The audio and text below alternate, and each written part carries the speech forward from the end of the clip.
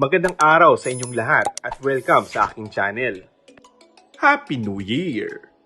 I am beyond grateful for all your love and support. Watch out for more project this 2024. Mahal ko kayo.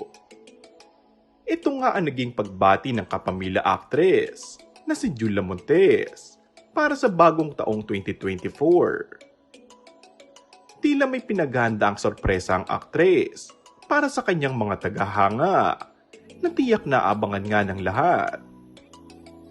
Matapos ang pelikula, kasama ang kapuso aktor na si Alden Richard noong nakaraang taon, ay ibinahagi nga ng aktres na si Julia Montes na mas makikita pa siya ng kanyang mga tagahanga ngayong 2024. Ayon kay Julia, ang paggawa niya muli ng film na 5 Breakups ang tila nagbigay inspirasyon sa kanya para magtrabahong muli.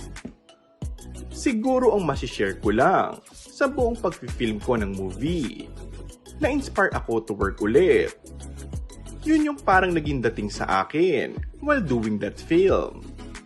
Mas makikita pa nila ako this 2024, ayon kay Julia.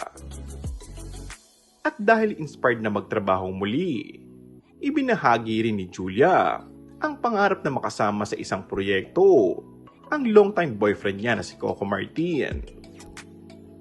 Kasi ang dami niyang nagawa, ang dami niyang naikot na characters. Parang alam ko, personally and with work, ang dami kong matututunan pa sa kanya. Isa si Julia sa mga bituin na kinikilala sa husay nito sa pag-arte.